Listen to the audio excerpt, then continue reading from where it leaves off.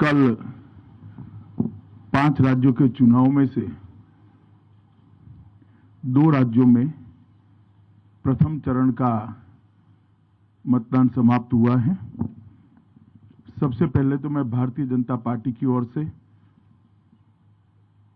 हमारे अध्यक्ष श्रीमान नड्डा जी की ओर से, देश के प्रधानमंत्री जी श्रीमान नरेंद्र मोदी जी की ओर से, दोनों राज्यों की प्रथम चरण में मतदान जो हुआ है, इसलिए दोनों राज्यों की जनता का हृदय से धन्यवाद करना चाहता हूं कि भारतीय जनता पार्टी के तरफ में भारी मात्रा में मतदान कर उन्होंने इस चुनाव में हमारे लिए शुभ संकेत दिए हैं।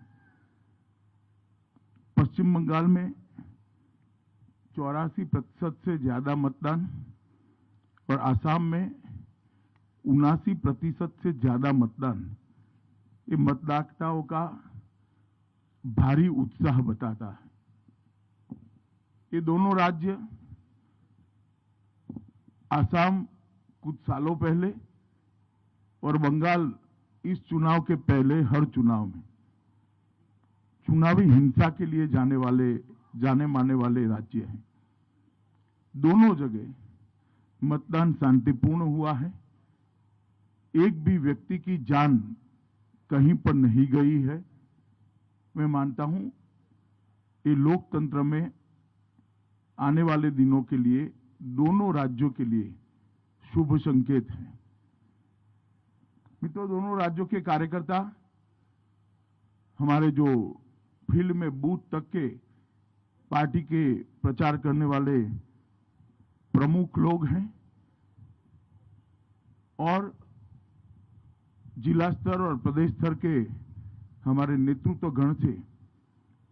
चर्चा करने के बाद मैं मानता हूं कि बंगाल में हम 30 में से 26 सीट से ज्यादा भारतीय जनता पार्टी विजयी हो रही है और प्रचंड बहुमत के साथ सीटें जीत रही हैं। हमारी सीटें भी बड़ी मात्रा में बढ़ रही है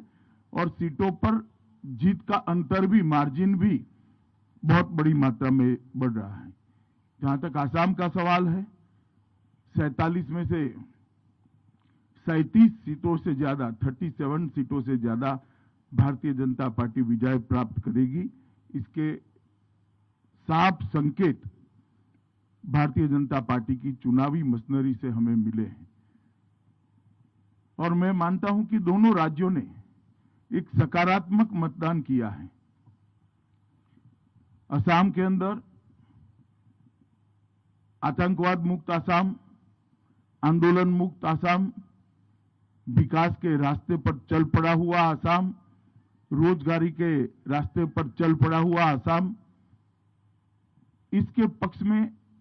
साफ मैंडेट दिखाई पड़ता है। और असम के अंदर इसके साथ साथ बाढ़ मुक्त असम के भारतीय जनता पार्टी के वादे को भी बहुत बड़ा समर्थन मिला है। प्रधानमंत्री मोदी जी के नेतृत्व में असम के अंदर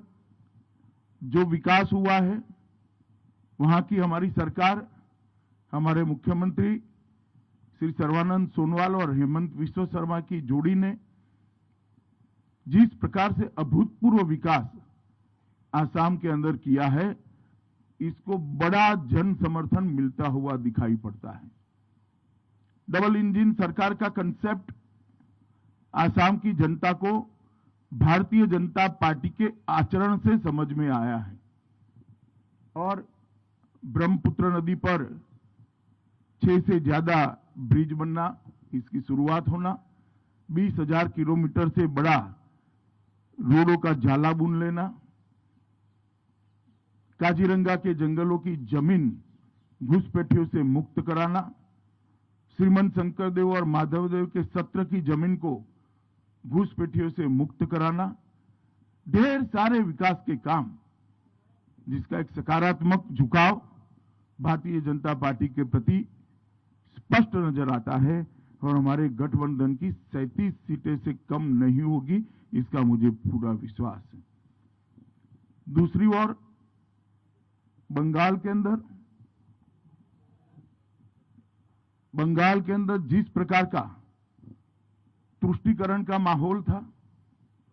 जिस प्रकार से बेरोक टोक घुसपैठियों का घुसना चालू रहा, जिस प्रकार से पूरा बंगाल जन कल्याण के पैसे सरकारी मशीनरी और सत्ताधारी पार्टी मिलकर हड़प करते रहे, भ्रष्टाचार की भेंट चढ़ गए, जिस प्रकार से अम्फान का रिलीफ रिहेबिलिटेशन हो या कोरोना के खिलाफ लड़ाई हो, जिस प्रकार से अव्यवस्था और अफरा तफरी देखी गई और औद्योगिक विकास, महिला सुरक्षा, इस सब में घोर निराशा और हताशा बंगाल की जनता को प्राप्त हुई है।